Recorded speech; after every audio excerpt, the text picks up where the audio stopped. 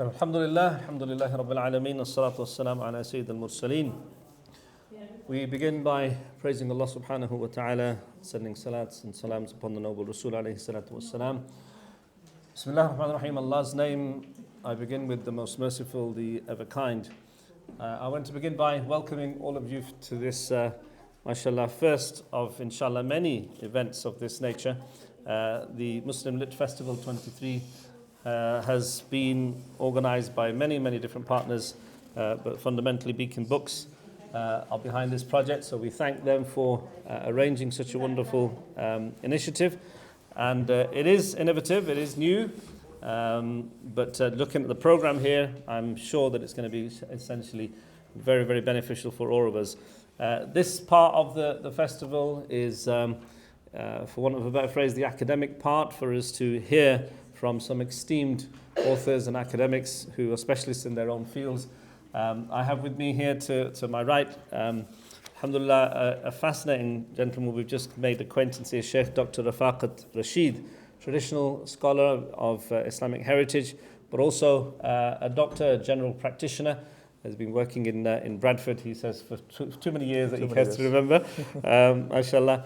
A professional trainer and educator, co-founder of the Al-Balagh Academy and course director of many of its various courses.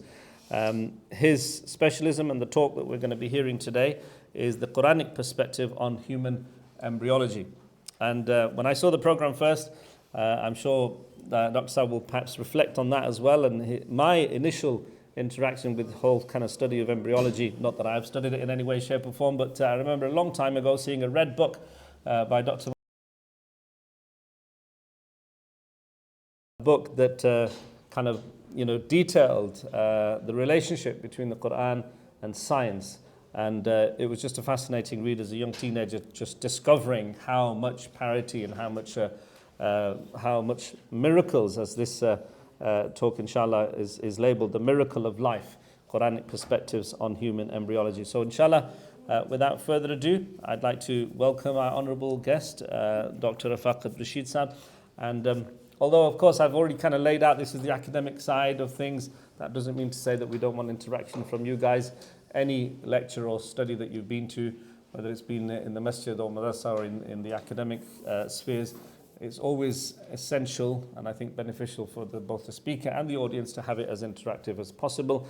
Of course, there's a slideshow that Dr. Sam has prepared, but I'm sure he wouldn't mind if you just raise your hand if at any point you want to raise a question. We do have a question and answer session at the end as well, but please do, take benefit as much as possible. And as my ustads always used to say to us, really kind of make sure that you tease them as much as possible so that you benefit as much as you can. Jazakumullah khair. Without further ado, I'd like to welcome Honorable Dr. Rafaqat Rashid Saab.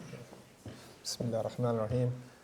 Alhamdulillah wa kafa wa salatu ala ibadihi allazina istafa. Subhanaka la ilma lana illa ma 'allamtana innaka antal alim al-hakim. Rabbi shrah li sadri wa yassir li amri wa hlul 'uqdatam min lisani yafqahu qawli. Assalamu alaikum wa rahmatullahi wa barakatuh. Alaikum assalam wa rahmatullahi wa barakatuh. Now, this particular presentation is probably something that you assumed that I was going to present, but it's going to be quite different to what you think. And the idea is to change your mindset around how science intersects with revelation, with scripture, with Quran. So, what I'm doing, in essence, is, and I was just explaining earlier on, even though the subject is embryology in the Quran, most of the presentation is actually based around the mindset and the understanding of how we approach the subject of science and Quran. And then there's a couple of slides at the end, where they demonstrate how we should look at the subject of embryology in relation to the Holy Quran. Now, to do that, it's important for us to really, first of all, get an understanding about how the mind thinks. And I see there being a sense of real miracle in this, because Allah subhanahu wa ta'ala clearly understands His creation. So for that reason, the Quran has been designed in such a way that it has a certain appeal to the mindset of insan. Okay? So what I'm going to do is I'm just going to go through a couple of slides, and at any time, please do ask questions. So the whole point of this is to be interactive. It's not about me just lecturing you on a subject. Now, there's a couple of things I want to talk about. So my paper in this is quite academic, so I'm going to try to avoid the academic sort of elements to this and make it very easy to understand. But there is this area of what we call phenomenalism and hermeneutics. Hermeneutics is, in essence, related to the tools that we use to try to understand the Holy Quran. So you'll find that Muslim scholars throughout history have used certain tools where they can deduce meaning and understanding from the Holy Quran and Hadith. So it's important for us to get a bit of an understanding about how that can be distorted. Okay? So if your mindset is not attuned to the methodology and the approach of the fuqaha, the ulama, the traditional ulama, you can distort words in the Quran. Okay, I mean, there's a very important verse of the Quran, يُذِلُّ بِهِ كَثِيرًا وَيَهْدِي بِهِ كَثِيرًا. The Quran says that the Quran can guide some people and it can misguide some people. Yet, you're reading the Quran, you're trying to understand it, but you could be misguided as well. So it's important for us to understand that. Now, going back to Maurice Bucaille, and I remember when I first read that, in fact, it sort of really increased my iman when I was reading through that kitab, through that book, and I was quite taken by it. And then, I read more and more about the subject, and then something happened. And that's where I started, because I'm one of these kind of individuals. I want to read the other end to it, the other side of the story. So I started reading about those people who had a problem with it. And most of them, unfortunately, were non-Muslims. And when I started reading into it, I realized that it wasn't correlating. There was something not right here. And only very recently, I don't know whether any of you have read his article, but Sheikh Hamza Yusuf, he's quite a recognized scholar in America. He wrote an article which grew quite a stance in the community about how he described, and he was now attaching not just the theology and the understanding of the embryology in the Quran, but he was attaching the fiqh to it. Yeah, the rulings related to it, especially issues around abortion and various other things. That's when I felt that I needed to sort of bring my feet in here and actually start writing an article. So I'm just going to give you a bit of an idea about my journey here. Okay, so to do that, let me just do a couple of things. First of all, I'm going to talk about what is this idea of phenomenalism and hermeneutics. So this is a philosophical understanding about how we understand the world around us. Then there's something about the approach to the Quran. Okay, so there is a certain approach that we're expected to go through. There's a journey that you go through. There's a kind of a couple of lenses that you use when you look at the Quran and tafsir and the Islamic text. Then we're going to quickly talk about how revealing is the Quran to science. Okay, so we're going to make reference to some of the scholarly figures and what they say about how we should look at the Quran in relevance to science. And then finally, having discussed all that, then we'll talk at the end about embryology in the Quran. Then we'll look at embryology in the Quran in a certain way, making reference to some of the scholarly quotes related to that. Okay, so let's talk about phenomenalism and hermeneutics first. So what I want you to do here, and this is an activity, there's a couple of activities here. Yeah, this is a bit you'll enjoy. So I want you to watch this video, and I'm not going to play it all, I'm just going to play just small parts, just to give you a bit of an idea about the video, what it's about. Okay? And the idea there is, I want you to try to interpret this from a number of different perspectives. Okay? So this is about you trying to get your mind to think out of the box. Okay? So we think of certain things in certain ways. So I want, even though we are not muftis here, or some of us are not, except for maybe one, but other than that, the idea here is that I want you to think of how a mufti would think about this, yeah, a Muslim jurisconsult.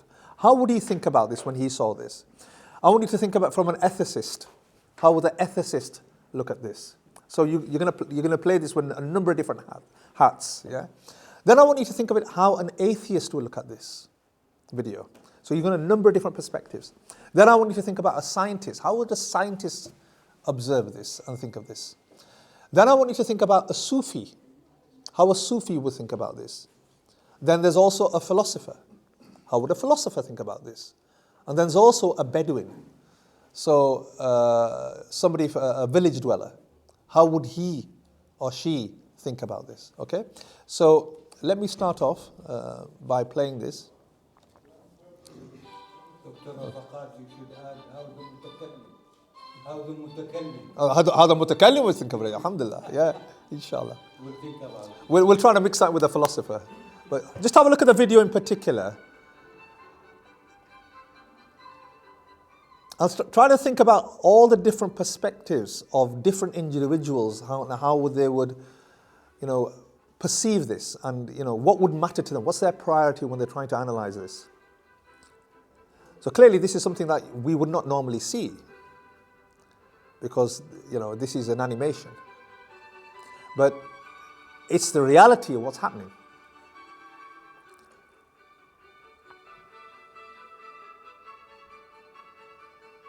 So those of you who are quite acquainted with embryology and reproduction, then a lot of this will make a lot of sense to you. But actually, by having an understanding of embryology and the science behind it, masks your ability to truly understand this. This is the whole point. Because it makes you think of this in a certain way. Our mind is trained to think of this from a science perspective. So whenever we see this, we see science. But reality is, there are many other perspectives. You can see this as an ethical legal expert, a mufti. You may see this as a philosopher or an expert in kalam. You may see this as a Bedouin. So if I was to show this to a Bedouin, a village dweller, and say, this is what's happening in the process of reproduction and embryology, they would be quite taken by this. Yeah? Especially if I was able to magnify the process for them.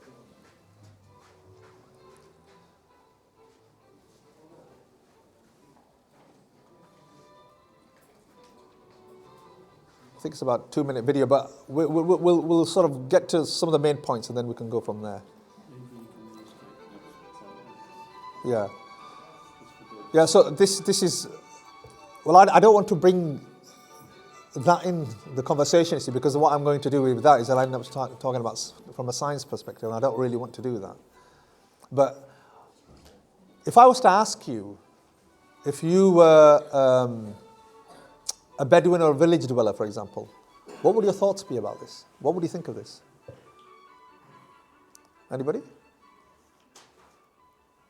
Let's just have some immediate reactions. What do you see? What would you think of this? Something so simple looks so complex. A complex process. Yeah?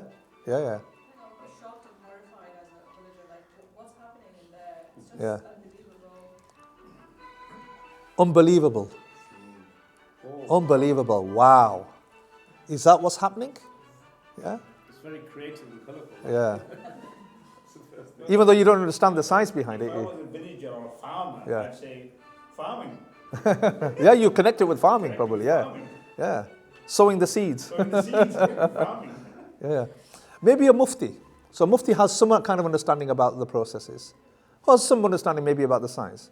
How would a mufti think about this? For example, a mufti would think about when is pregnancy termination allowed. Yeah. That's how he Yes. Yeah. Because those are the kind of questions they would be asked. Yeah. So abortion. abortion. When does life begin? A philosopher. Expert in kalam. We've got many experts here, mashallah. An expert in kalam. How would you think of this? Well, in Kalam, we look at recreation, that every second, billions times of recreation stages is passing for this picture to Yeah. appear. Billions of times of recreation. Yeah. So even though it looks like a seamless process, Yeah. but there are many, many events that you're engaging with. Yeah? But when we reach when life starts, Right. and abortion, etc., Kalam will have a different thing to say, in my opinion, than the Mufti. Okay. They have different ideas. Now, I have no intention of explaining this slide to you. But what I want to put forward to you is this is the philosophy of science. We've been taught science is a simple thing. It's about observation, it's about experimentation, and then deduction, and then coming to a conclusion. Yeah? But no. The science that we study at school, the science that we've studied, the science that we understand, the science we get taught, there's a huge amount of philosophy behind it. And we all know that when we talk about philosophy, that's not necessarily about the real world. It's about trying to make sense of the real world. And when you're trying to make sense of the real world, you have a certain sense of worldview about the real world. You are looking at the world from a number of different lenses. So when you look at science, reality is we're actually aligning ourselves with a certain philosophy how we see the world. And that's the important thing from here. Okay? Now, we also understand that science is promoted in certain ways. Okay? So science is not free from politics. Science is not free from social, economical manipulation. It's not free from that. Okay? This is something that, even a scientist would admit to you, especially because that science would, apply for grants to do their research. Okay? So if you found, let's say we lived in an Islamic world, another metaverse, and in there, everything was focused around Islam, maybe science journals would look quite different. Maybe. Now, this slide is basically just demonstrating that you look at individuals who are then you have the scientific community, and then you have society. So there are certain influences, ideological principles, opinions of authorities, psychological motives, and practical concerns. I want to prove something. I really want to prove it. I want funding to prove it. Yeah. So I go there with an agenda. And more interestingly, a metaphysical worldview, which means that, number one, I may go into science thinking to myself, I don't believe in God. I may go into science believing that I believe in many gods. Yeah. I may go into science believing that I only believe in one God. Yeah. So in that sense, there is a certain worldview, and how you observe the world through that worldview is very, very important. Even though we have been sometimes tricked, so I always see that even our schooling, in a kind of a way, we've been dumbed down. We've been dumbed down to take one worldview of science. The reality are there are many worldviews of science. Okay? So let's just move on from there.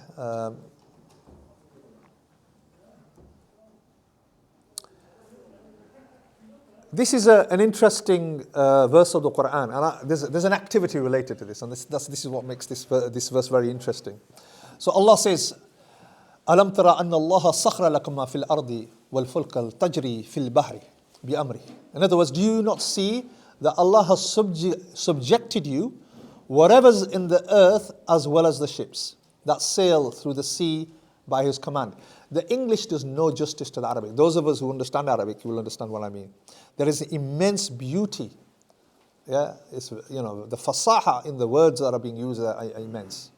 Okay, but He keeps the sky from falling down on the earth except by His permission.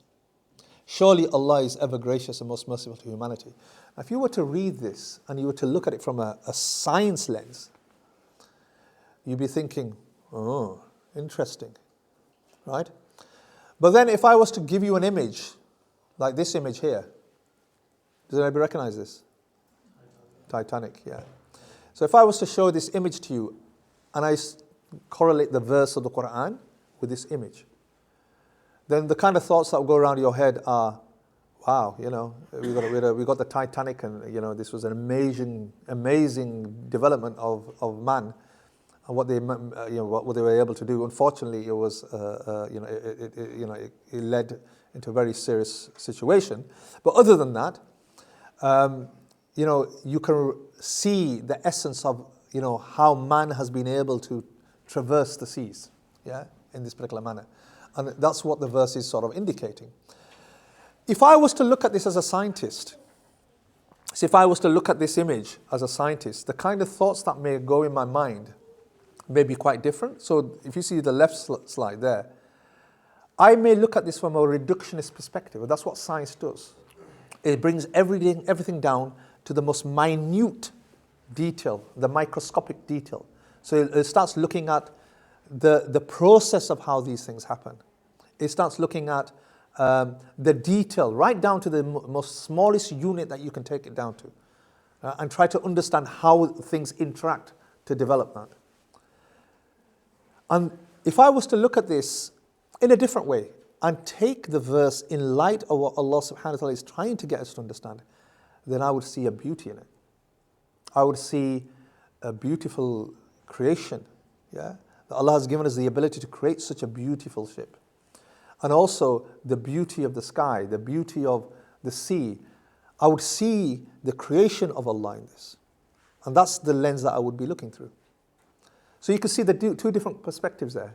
How a science perspective would look at it, and how what, in essence, you could argue that how Allah subhanahu wa ta'ala would want us to look at it. What was the murad of Allah in terms of what He wanted us to see from this? Okay? So let me just explain a couple of things about the Quran, and I'm going to go through this quite thing. I don't expect to go into too much detail in this, but there are a couple of things here that are worthwhile noticing. So there are, when it comes to the guidance from the Holy Quran, this is going to get a bit technical, but I have no intention to go down the technical sort of front.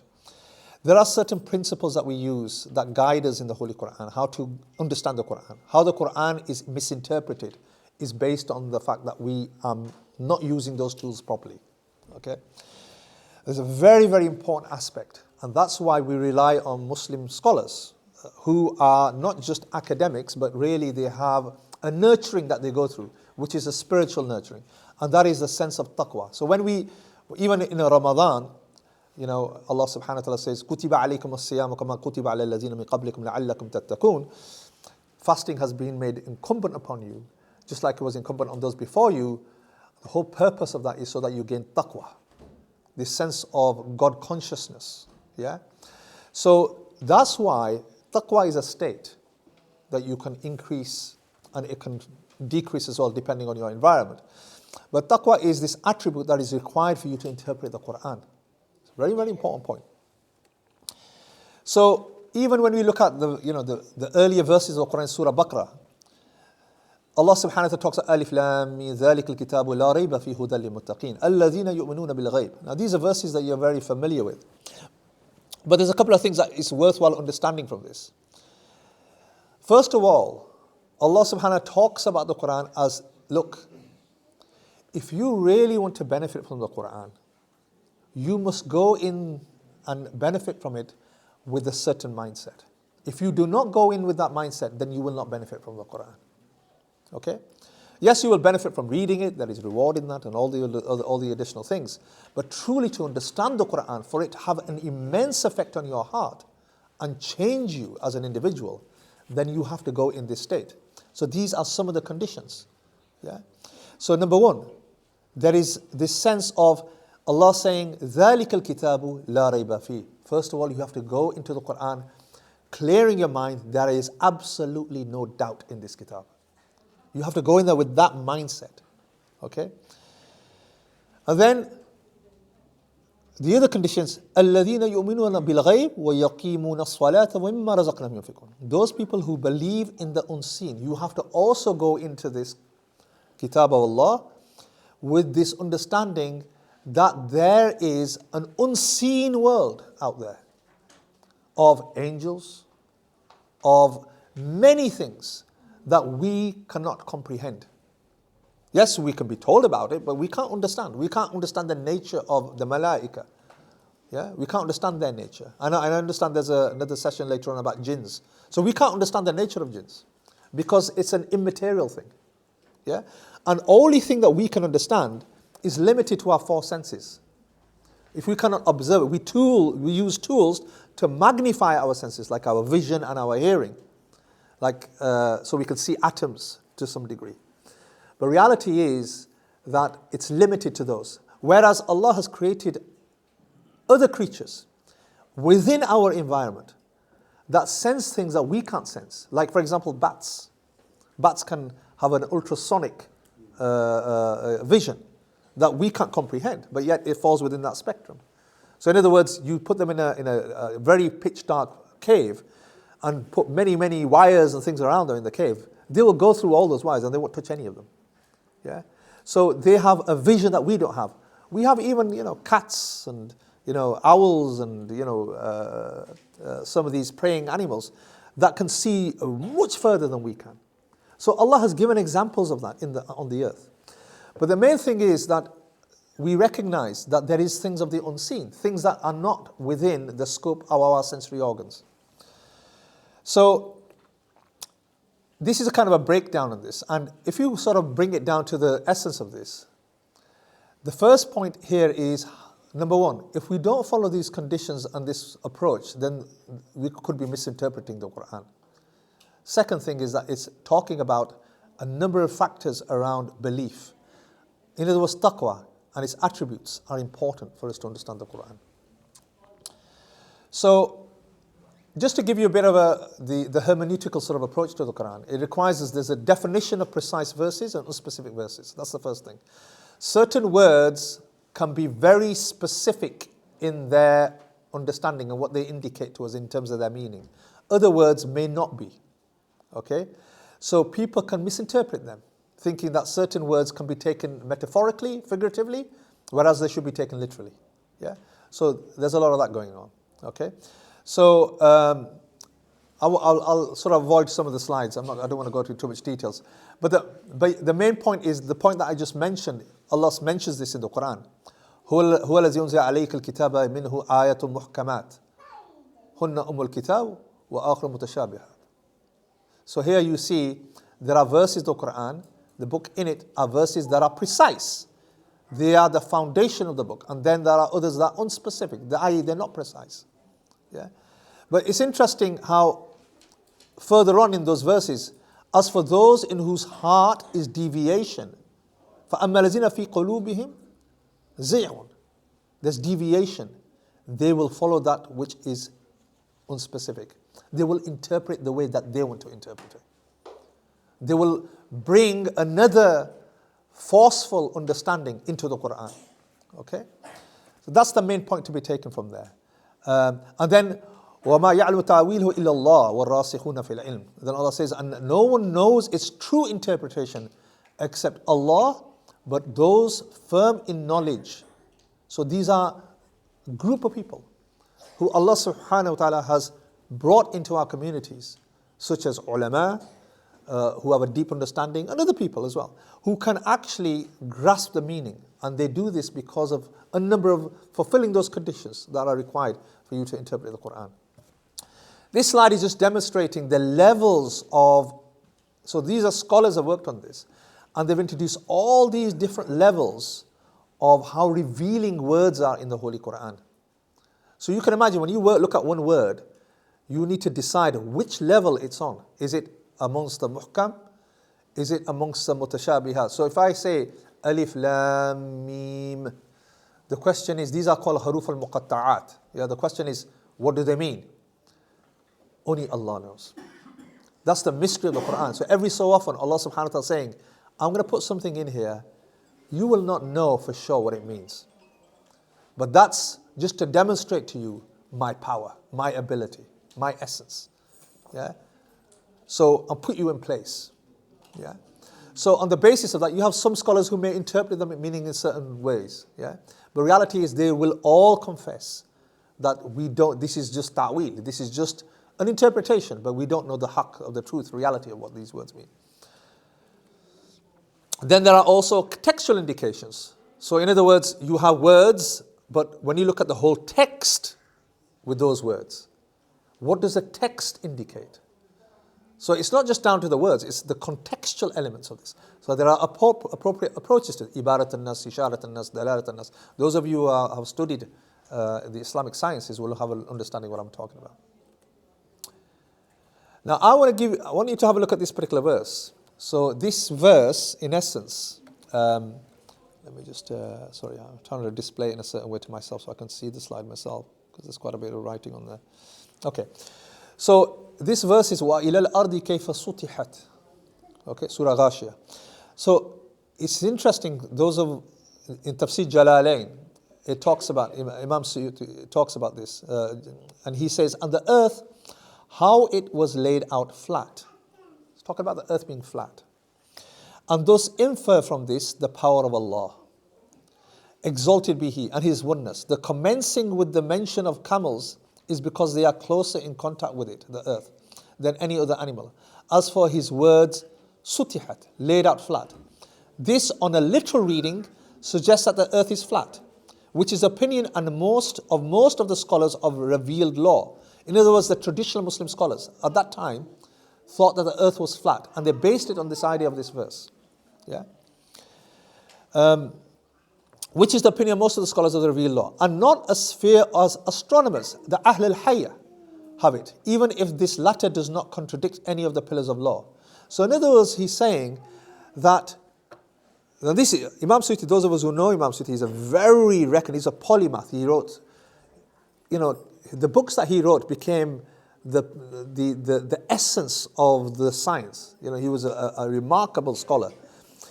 What he's indicating here is that even though some traditional scholars at the time, from this verse, and this is before even though we even were thinking of the earth being, in any other form other than flat, that scholars did think of it like that. And that's how they understood it, because that's how everybody understood it. And that's how they interpreted this. But they weren't too concerned about that. Is the world flat? Is the earth flat? They weren't concerned about that, because they took another meaning from it. They were looking at the marvel and the creation of Allah. That's what they were concerned about. And the interesting point here is Imam Suyuti is saying, but there are the people of the Ahl al-Hayya, the astronomers, and they believe that the world is not flat, but it's more spherical. But he puts there, but this doesn't contradict any of the pillars of the law. It doesn't contradict this verse. That's an interesting point to make. But if you were to take this literally, you would say that the earth should be flat. Whereas he's saying, and he's a great mufassir, he's saying, it's not a problem that you think like this.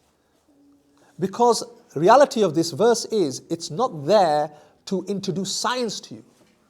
It's there for you to marvel. When you look at the earth, how do you see the earth? Do you see it as flat, or do you see it spherical? Do you feel like you're going to fall over because it's spherical? No, you see the world flat. Observe the world the way a common man observes the world. Yeah, that's the whole point. So how do we keep this in scope and diversity? Yeah, making sure that we stick into the scope and diversity. So we have what we call an ijma. Ijma is a collective conclusion by experts, ulama, and when they come together and they make a clear opinion and they're all agreed upon it, that becomes, in essence, our understanding from an Islamic perspective then. Okay? But yet at the same time, we allow that scope for you to make other judgments. So you can do ijtihad. Ijtihad is, you can think beyond the scope of that, come to some kind of conclusion, bring that idea, and if all the scholars agree to it, majority of the scholars agree with this, then that becomes ijma. That becomes the recognized opinion on that. So there was one time where the ulama at that time thought of the earth as flat, because that's how we perceive the earth. It was flat. And that was the ijma. And that's how the earth was seen like this. Later on, when there were other introductions, we started seeing the world quite differently. And in fact, it was Muslim scientists who did this first. I don't know the details of that, but clearly it was Muslim scientists who first discovered and talked about the earth being spherical. But other than that, you see that the opinions gradually started changing, because then there was an ijma, a recognition that the earth is actually not flat. Okay? So what you have here is you have something that is time-bound. It moves with time. So you have a general opinion. You're looking at whether we should take the word literally or metaphorically, and then it moves with time. And when it falls within that circle, it becomes, in essence, the consensus opinion. When it falls out of that circle, there are certain opinions that will fall out of that circle, but it's considered as bid'ah, meaning that you can entertain that thought, but you can't see that as something that you can promote in a community. You can't promote that understanding in a community. You must act within that scope. Yeah? But it allows you to engage with other discussions that fall out of that particular process. And there's a clear line where it's kufr. That's when it goes against what we call ma'lum min al-din bidhurura. Those things are clear fundamentals of our faith. If it falls out of that, then clearly that's just kufr. Okay, now, I want you to have a look at this slide. Look at it for a while and tell me what you see. What are you seeing? what's happening? Is it static? Moving cells. Yeah, it's revolving, it's going around, it's moving, yeah? You can see that happening, yeah? So this is us looking at the bigger picture. And when we see the bigger picture, we see this marvelous, amazing thing, how our vision is deceiving our brain. Yeah? And we're seeing this moving. In fact, it's a very static image. It's not actually moving. It's static, yeah? But look,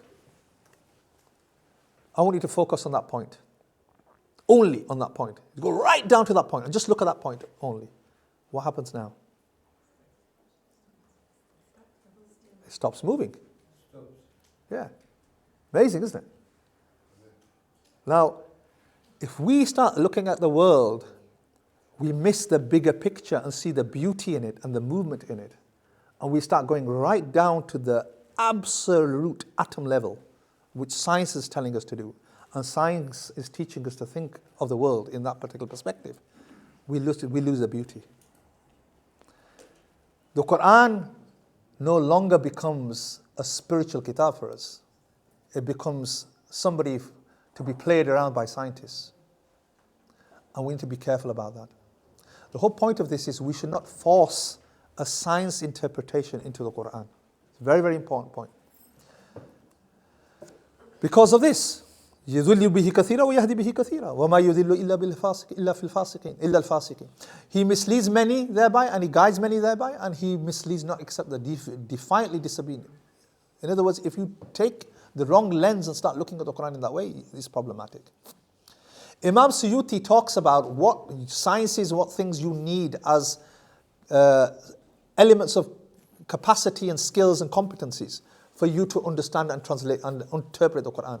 And if you look there, look at what he talks about. He talks about spiritual elements. He talks about you need to have proper intention, you need to have a correct Islamic belief, you need to be free from practicing or believing in innovation, you need to be somebody who repents and has a pious heart, you need to have a thorough and proper understanding. Where in there is he talking about just having an understanding of the ulum, the science, and using tools? You see? And then he talks about, then you need to have an understanding of Arabic grammar, then you have an understanding of morphology, you need to understand the basic words, epidemiology, and the word structures, istihqaq, and then he goes on further, then he talks about you need to understand ilm al-ma'ani, ilm al-bayan, you need to understand fiqh, you need to understand nasikh and mansukh, and all these are the sciences.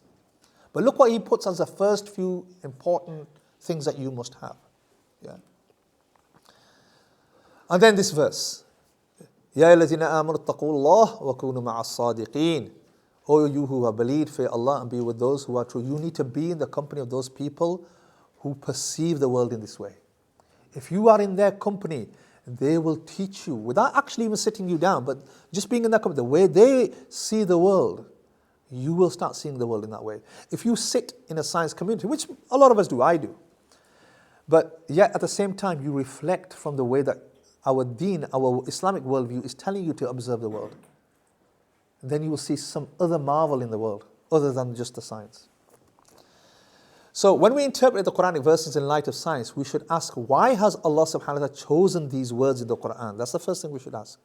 And not how accurate is the Quran in light of science. This is where the problem arises. The Quran is the truth and the word of Allah subhanahu wa ta'ala. Science is a tool that elaborates, confirms, and attempts to achieve that truth. Two contrasting approaches. So, how revealing is the Quran? Now, I'm not going to go to the details of it, but this, it gives you, we've got ilm al-kalam here as well. But generally speaking, this is Shawali Allahu Dahlawi. And this is a kitab that we study in Dars Nizami, Fawz al-Kabir. Yeah. So here, this is an understanding of the sciences related to the tafsir. Okay.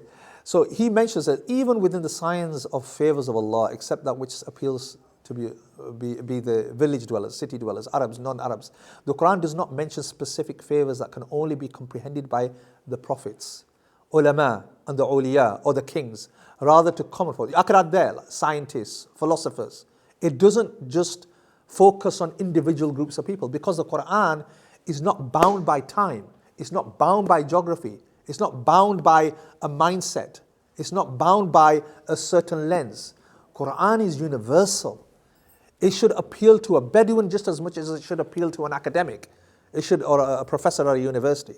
It should appeal to a scientist just as much as it should appeal to somebody who has no understanding of science whatsoever, a farmer, maybe. Yeah? That's the whole point. So what Shah Wali Allah Dahlawi rahimahullah is basically saying, he's saying that just be careful how you approach the Quran and recognize there's certain purposes in how the verses are being revealed that give us certain meaning. So let's look at the embryology in the Quran. This is the last bit, and I'm going to spend very little time on this now. But anyway, yeah. Okay, so there's a couple of questions. I'm going to open up to questions. We'll allow people to ask the questions. Okay, right. So these are some of the verses of the Quran, and they make reference to many different things in terms of, it mentions the Quran, talks about different stages. So this is in essence a breakdown of those verses. So verily we did create man from a quintus of clay, and then we made him ja'alna into a nutfa. Then we made it into a khalaqna nutfa into an alaqa. Then we did khalaqna mudgha into a mudgha. Then mudgha to bone, then flesh, and so forth. Yeah. So there are certain terms that the Quran is using here, yeah, to talk about the different stages of embryology. Yeah.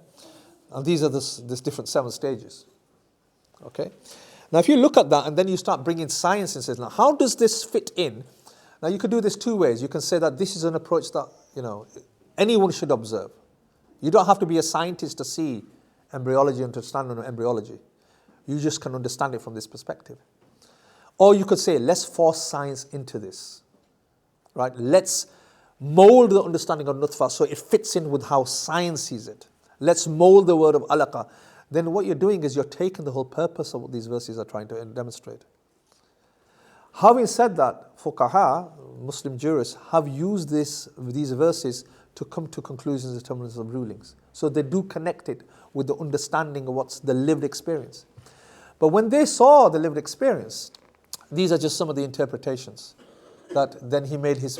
So, I mean, what nutfa, these are some of the interpretations. I'm not going to go into the details because I recognize the limited time. But you see some of these interpretations.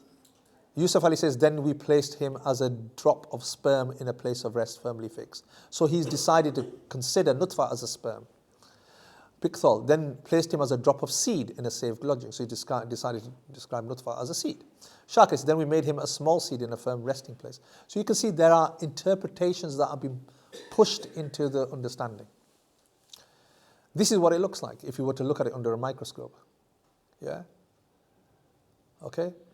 And I would say that if you were to look at this not necessarily from a microscope, all you're going to really see is drops. Yeah, liquid. Yeah, that's probably what you're going to see. Not that level of detail, clearly with the naked eye. So nutfa, in essence, is referring to drops. So if you look at the image, on the small image down here, that's probably what you would see if you were to observe it with your naked eye. The process of fertilization, this is interesting because there is a lot of precision here. It aligns itself quite a lot with the science, actually, I have to admit. I even wrote a paper on this. It really does. Even if you look at it from a holistic point of view, not a reductionist point of view, it relates quite closely. But we'll talk about that another time. So this is the nutfa stage. Then the alaqa, which some have interpreted as a leech-like structure.